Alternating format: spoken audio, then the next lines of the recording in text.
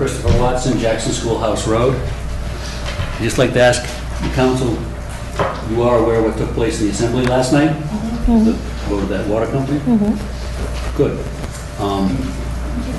During that part of the hearing, in the Mr. Sinapi's preamble, before they got down to the vote, a few things were said and a few comments were made by him, one of which was that they were approached by the town to get involved. He did not answer the question when he was asked who from the town specifically approached you to get Harrisville Water involved. His lack of an answer was lost in all the activity of going to the vote. Based on a positive outcome of the vote, last night wasn't too important. I think it's important. I'd like to know who was representing himself as being, quote, the town, and approached either him or the water board in Harrisville, asking them to get involved. Or was it anybody on this council? Well, you know I was there last night, so I was up on stage.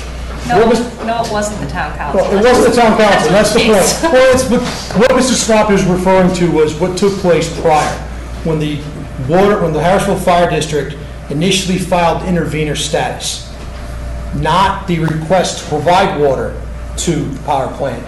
That was nothing that came out of any communications between the town and the fire district.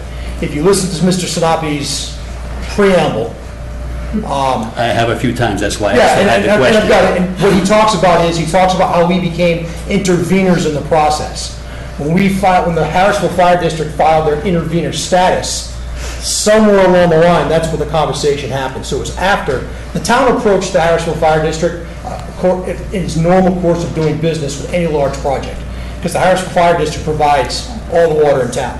So the normal course of business, the planning department will notify the Harrisville Fire District that this is going on and request their opinion on how this is going to impact what goes on in the town. That's the communication that I understand Mr. Sinapi was referring to. Not that the town went to them and said, can you supply water to them? It was ask the question, is there enough water if they were to use 3 and 3A? Is there enough water, and how would it impact our well field at Eccleston? I appreciate your answer. That's not how it came across last night. It was confusing. Okay, let me just say this, because I watched the video.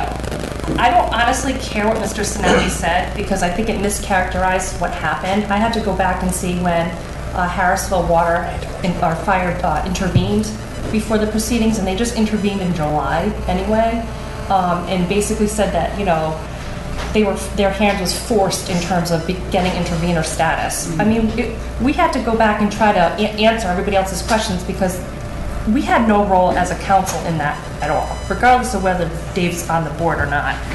And, I think that the planning department reached out to Harrisville to recommend a study to see what the impact would be on the Harrisville water side if they drew from that well. And then, somehow Sinapi apparently was having discussions with Invenergy. That has nothing to do with us. And to say that, the town, through the council or even the town manager, had tried to force them to do intervenor status or to look at any other potential options, that's just not true. I had to find out about it as the day went on, talking to other folks. That's not at all what I'm trying to suggest. Well, I just want to clarify it, because the quickest way to answer the question is to answer the question. We all saw the video. We all saw what happened. I'm saying he mischaracterized something, because we're not aware of that. And the way that he described it, I wouldn't agree with it at all. I mean, and certainly I didn't agree with his choice of how he presented it as well.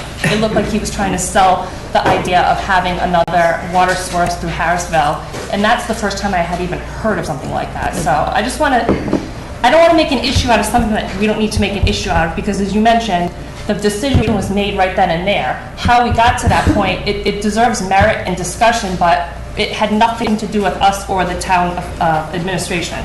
All I was looking for was clarification. Yeah. I'm more than satisfied with that answer.